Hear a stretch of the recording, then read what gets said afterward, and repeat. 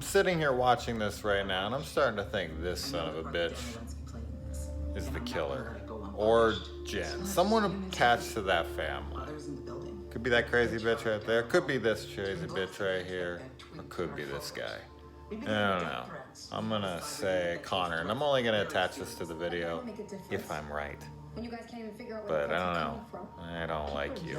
So I was definitely late on calling it, but I did call it. That was legit. I promise. I wouldn't fucking lie. I just, right at the beginning of that episode, I was like, oh, I bet it's Connor. It just like hit me instantly. I was like, it's gotta be him. It's gotta fucking be him. Just when it started all like together, like when he was like sitting there with her, and he was on his lap, and I was like, oh, it's always the fucking boyfriend, and the mother got killed, and no one did anything about it. It was like, oh, this is so obvious, and that's why I threw it on, like right then. I was like, that's the motherfucker right there. That's him. I had to pull the phone out because as soon as I saw this, like as soon as the episode started, I was just like, oh shit, I bet it's him. Yeah, so I did get it. I did get it beforehand. And as I said, I wasn't going to put that on here. I was just going to delete that video if I was wrong. But I was pretty sure I was right in that moment. I knew it was someone in that family, though. I was like, it's somebody attached. Okay. I'm glad I got it before the reveal. And that is not who was on the IMDb credit. It was the friend of the bully. The friend of Charlie or whatever, the guy who doesn't even have a fucking name. So I figured they just gave him the Druid name for whatever reason. But that's what his name is in the credits of IMDb, is Druid. And I was like, how are they gonna make that the killer? He doesn't even have any lines really. So I was glad to see they didn't go that way with it. And I'm glad to see I figured it out way later than I should have. I should have figured this out episodes ago. As soon as they showed her burning herself, I should have figured that it was one of those people. And when in doubt, always go after the the final girl's love interest or boyfriend. Okay. Tip here, word of advice. If you ever find yourself glued to somebody's fucking face, don't rip it apart. Don't rip your face apart from the other person, okay? Wait. Try to see if you can get out of there, and then let the doctors put some solvent or something on it to break that up before you tear the skin from your face, you dumb shits. Although, to be fair, Angel really didn't want to do it. He was screaming, don't, and Dan kept insisting, and Angel's the one who took the blow there because he... all the skin from his face gets ripped off, and all the skin is still on Dan's face with more skin than before. So I was like, oh man. And then when I saw Connor tase, dickhead, car thief guy, I was like, okay, I'm starting to think that I'm onto something here. God, I was way later to this than I should have been, but as I said, I'll still give myself credit that I got it beforehand, but I should have got it earlier. I'm sure some of you guys got it much earlier and thinking I'm an idiot. I might be. There's a strong argument that could be made. So, both detectives die in this episode. Both of their deaths are off screen, and I was like, that's kind of lame. I really wish I could have saw more of it, because the one gets a blender to the face, and I was like, I wish I could have saw that, but his aftermath is pretty good. Then the other detective gets hit in the back with the axe. And I didn't think when she pulled the mask off, I didn't think we were going to get the reveal right then and there. Tired, man. It's late. Shit. I'm trying to get this. I will get the next episode done, though, tonight. But, yeah, I was like, she's going to pull it away and we're not going to see it. But when they did, I was like, oh, shit, I get to include that video here. I was going to save it for the next one when I found out I was right or wrong. I wasn't going to post it if I was wrong. But we do get it here, and her aftermath, because he beats her with the blunt side of the axe.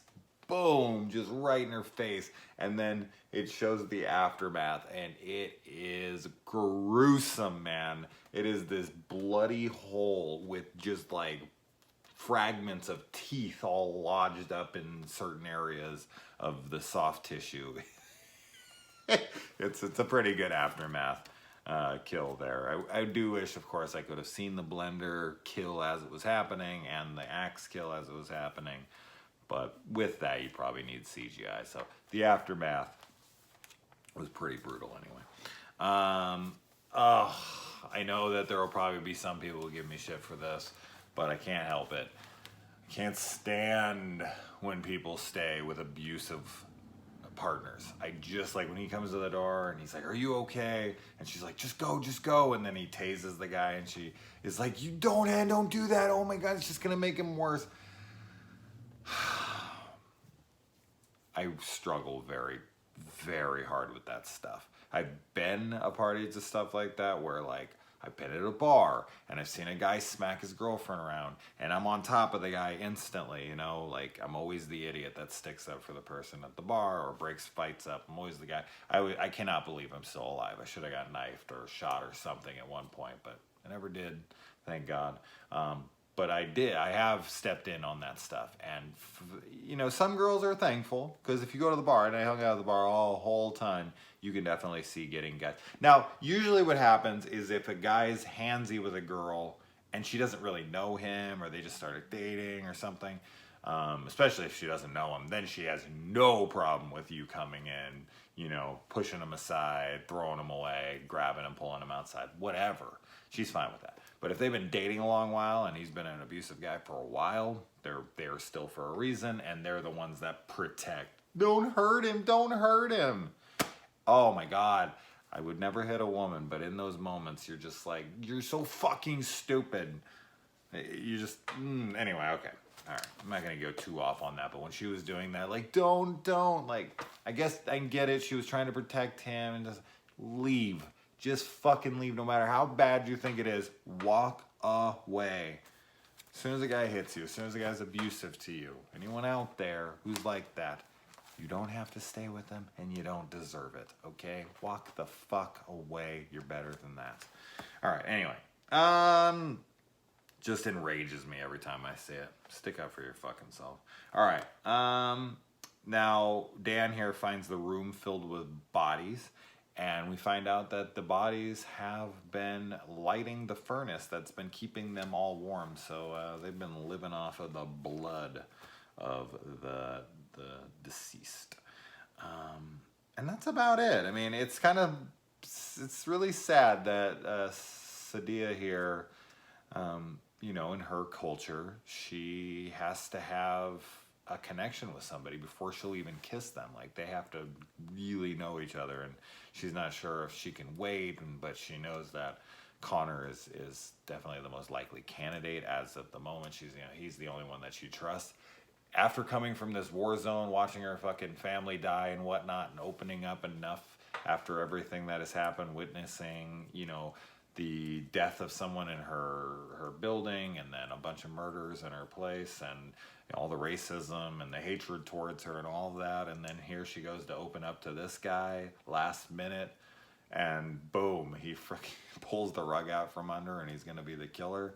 This chick, if she survives this next episode, she's a basket case, man. She ain't ever gonna date. She ain't ever gonna do nothing. But maybe not. Maybe she'll be strong and she'll get over it. She'll feel empowered and she'll, you know, do whatever the hell she wants and live a happy life. I don't know, but we shall see. I gotta get to that episode. Let's finish this shit up.